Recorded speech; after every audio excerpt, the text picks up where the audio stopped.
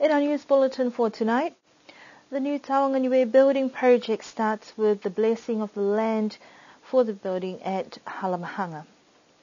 The Japanese government has signed an agreement to provide assistance for Hakupu. Caregivers group return Niueans with disabilities to reconnect with family. The Mutalo community celebrated their 40th show day last weekend. Plans to build a new Taonga building has reached another milestone with the blessing of the land and area where the new building will be located at Halamahaga. There were two locations that the government was discussing: a piece of land at Paliasi where the office is currently located, or a site at Halamahaga at the upper terrace where the early childhood centre was located. The project will be led by the Niue government through the Project Management and Coordination Unit, but the New Zealand High Commission will be taking a more supporting role in what has been a long journey for both governments. It's been a very long journey to get to this point, so for us it's very exciting. It is a very important milestone, having the blessing of the land, and a very critical one before any construction can start, and so for us it's an opportunity to start moving forward with the practical work of getting the architectural designs done and getting the construction built, which of course PMCU are leading. During the short land blessing ceremony held today, Premier Toke Talangi said he was pleased with the ministers that were there to witness the event, which is a good thing for Niue. He reiterated that Taonga is not just a building, but it will be a place for the preservation of Niue's cultural heritage.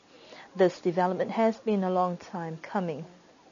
As far as when it will start, that's still being discussed with PMCU and the architects, because they have a bit of work to do to get it right. One of the things that we'd hate to see is for shortcuts to be taken and to have a building that doesn't meet the need of the people of Niue and doesn't reflect the pride that Niue has in their culture. So I'd be reluctant to give any firm dates, but I'm hoping that we will be able to see something start in the early of next year.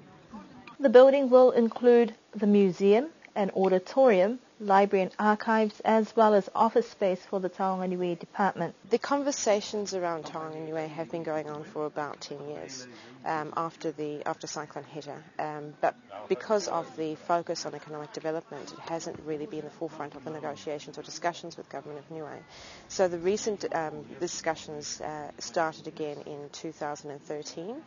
And it's taken a little while to get it to this point, just to be very clear on what it is that Niue is looking to get out of the project and to agree on what the scope will be. So we are looking at about $3 million for the construction.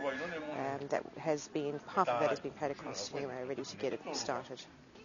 The project is now awaiting detailed plans to be completed, but construction is expected to begin next year, and we will continue to follow progress of this particular project in our future news bulletins.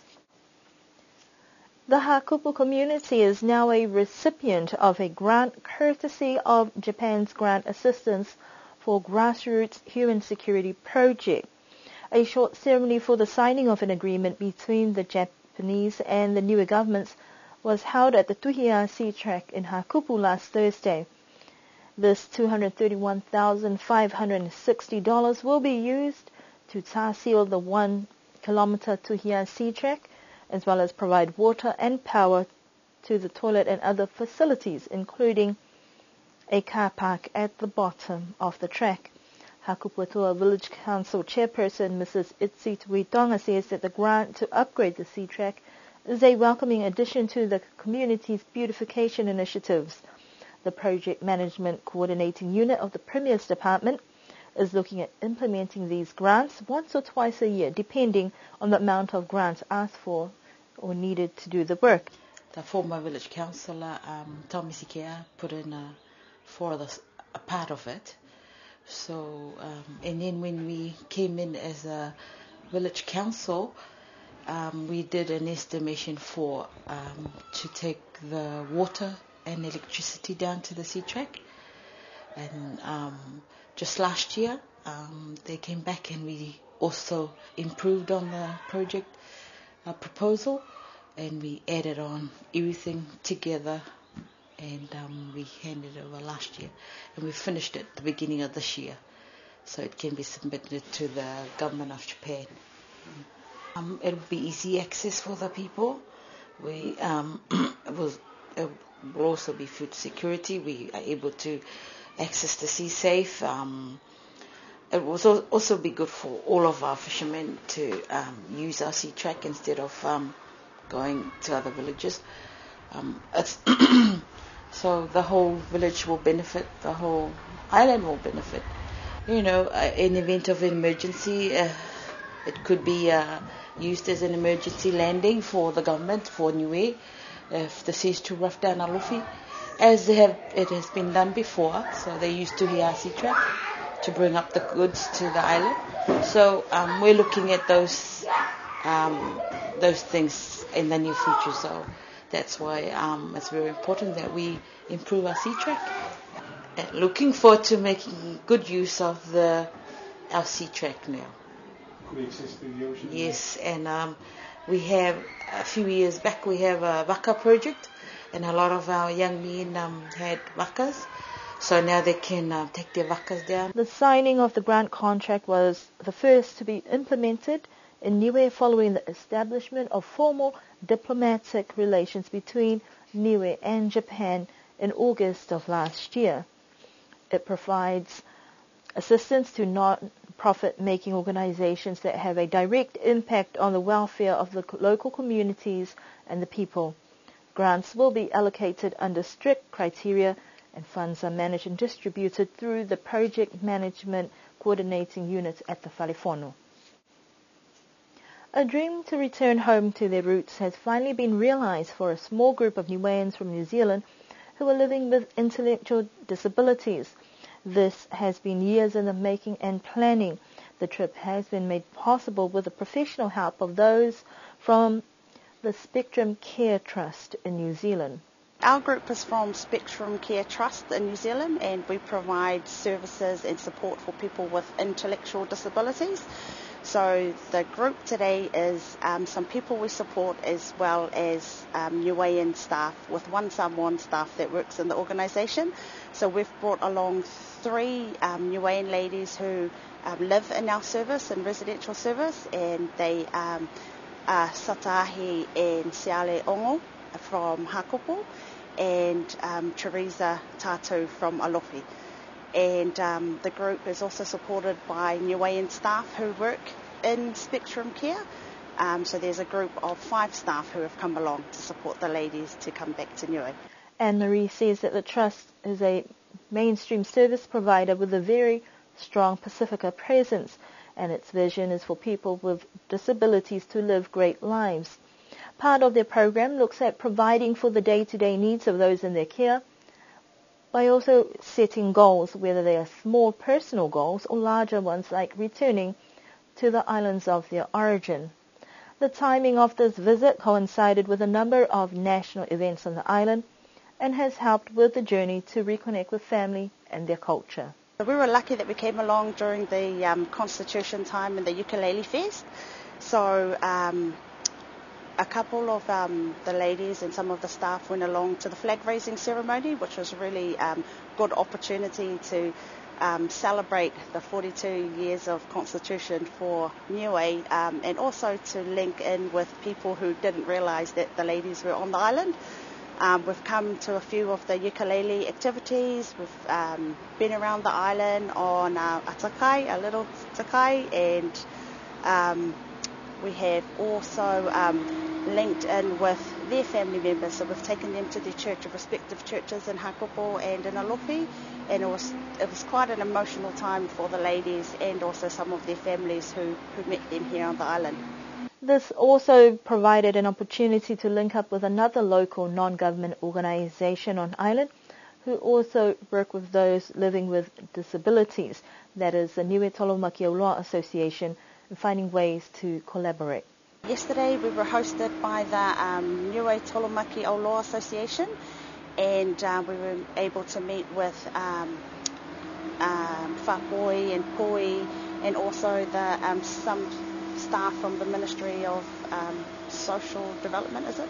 Ministry of Social Services, and also some of the people on the island who have shown an interest or who have shown an interest with connecting with us. That was a really good meeting yesterday. We had the representative from the New Zealand High Commission come down and also meet with the group. So there was some really great things shared at that meeting, and also some needs that we sort of talked about for some people on Niue Island. And we also went up to the health department and met with the Director of Health. So he had some really good insight into some of the needs, and I think one of the things we looked at is just connecting more and working together a little bit more, because disability is something that affects different areas of people's lives. So the more working together in partnership, it's going to be better for the people with disabilities. The group is due to depart tomorrow, but they hope to be able to return with more people in the future as they continue to assist people living with disabilities. Mutalau celebrated its 40th annual show day on Saturday last week, which saw the development of the show day initiatives that has now evolved 40 years on. The village show day, organised to be held in October before Ahomama, first started off at the village green, then shifted to the former Kofe Primary School grounds, then to the village community hall at Salim, and now back to the village green, where it has been staged ever since. The usual show day activities, such as the display of produce from the land and sea, stalls were packed with food, handicrafts and other consumable items, had increased in volume and variety over the years. It has also attracted a diverse crowd, an indication that it is now one of the most anticipated events on island. The wet weather was not enough to dampen the enthusiastic crowd of about 400 visitors, including some community members from New Zealand who flew especially for the two significant days hosted by the village, the annual show day and Penyamina Day. A number of representatives selected to speak on the day, like Niuhepeni Tongakilo and Sifa Ioane, who were former village councillors, spent the better half of their lives contributing to community developments. Mutalau Village Council Chairman Danny Panama expressed his gratitude to the community for their willingness and support to make the show day a success, from the various fundraising initiatives throughout the year to the provision of food and drinks for visitors on the day. One of the most prominent features of the show day is normally the agricultural displays, and the local farmers continued to provide a wide variety of crops for judging and sale. This year, the VC assisted with a project to clear plantations specifically for the show day and Ahomama celebrations that all paid off in the end with a good harvest. The formal part of the program was over within a few hours, and then it was time for tabloid sports and activities. One new event this year that had many intrigued was an eating competition, where each competitor had to eat one corned beef each. This was sponsored by a member from the community in New Zealand. Despite the overcast weather, the program continued on with entertainment and dances from the children in the village and visiting groups from abroad. That concludes our news bulletin for this evening. We do hope that you can join us for our next news bulletin on Tuesday next week.